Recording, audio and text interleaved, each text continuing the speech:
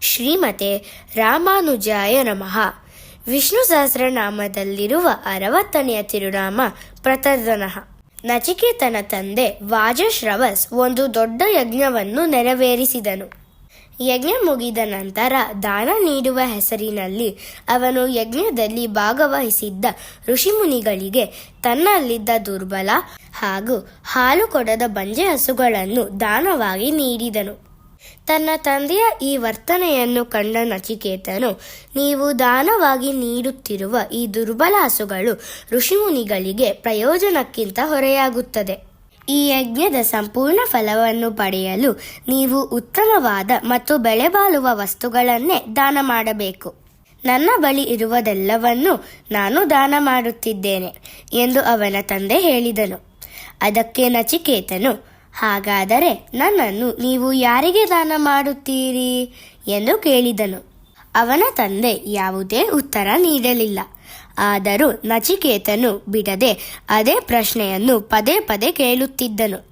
ಮಗನ ಪ್ರಶ್ನೆಗಳಿಂದ ಬೇಸರಗೊಂಡ ತಂದೆ ಸಿಟ್ಟಿನಿಂದ, ನಿನ್ನನ್ನು ನಾನು ಮೃತ್ಯುದೇವನಾದ ಯಮನಿಗೆ ಅರ್ಪಿಸುತ್ತೇನೆ ಎಂದು ಜೋರಾಗಿ ಹೇಳಿದನು. ತಂದೆಯ ಮಾತಿನಿಂದ ಸ್ವಲ್ಪನೂ ಭಯಪಡದ ನಚಿಕೇತನು ನೇರವಾಗಿ ಯಮಲೋಕಕ್ಕೆ ಹೋದನು. ಅಲ್ಲಿ ಯಮಧರ್ಮರಾಜನು ಇರಲಿಲ್ಲ. ಆದರೂ ನಚಿಕೇತನು ಹಿಂದಿರುಗದೆ ಧೈರ್ಯದಿಂದ ಆ ಲೋಕದ ಬಾಗಿಲಲ್ಲೇ 3 ರಾತ್ರಿಗಳ ಕಾಲ ಉಪವಾಸವಾಗಿದ್ದು ಶಾಂತಿಯಿಂದ ಕಾಯುತ್ತಿದ್ದನು. ಯಮನು ಹಿಂತಿರುಗಿದಾಗ ಉಪವಾಸವಿದ್ದು ಕಾಯುತ್ತಿದ್ದ ನಚಿಕೇತನನ್ನು ನೋಡಿ ಕ್ಷಮೆ ಕೇಳಿದನು.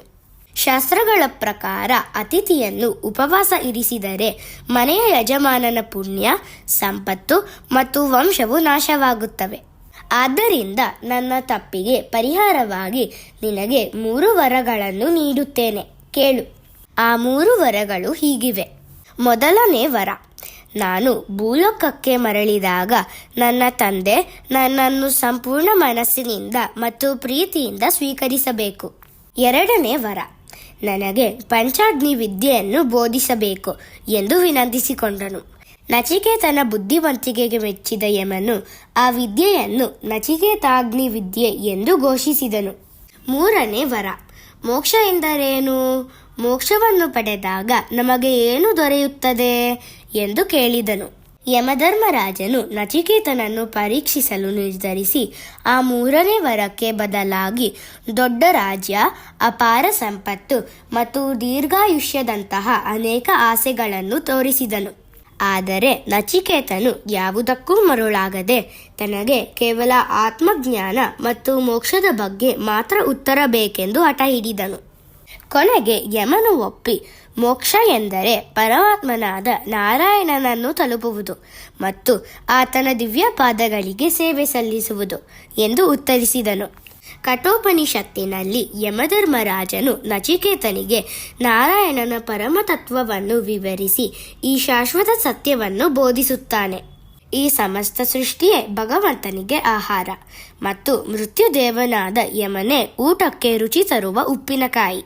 ನಾವು ಮೊಸರನ್ನದ ಜೊತೆ ರುಚಿಗಾಗಿ ಉಪ್ಪಿನಕಾಯಿಯನ್ನು ಸೇರಿಸಿ ಊಟವನ್ನು ಪೂರ್ಣಗೊಳಿಸುವಂತೆಯೇ ಸೃಷ್ಟಿಯ ಅಂತ್ಯದಲ್ಲಿ ಬ್ರಹ್ಮಾಂಡವು ಪ್ರಳಯದ ನೀರಿನಲ್ಲಿ ಮುಳುಗುವ ಮೊದಲು ಭಗವಂತನು ಯಮನನ್ನು ಉಪ್ಪಿನಕಾಯಿಯಂತೆ ತನ್ನೊಳಗೆ ಸೇರಿಸಿಕೊಂಡು ಸಂಹಾರ ಕಾರ್ಯವನ್ನು ಸಂಪೂರ್ಣಗೊಳಿಸುತ್ತಾನೆ.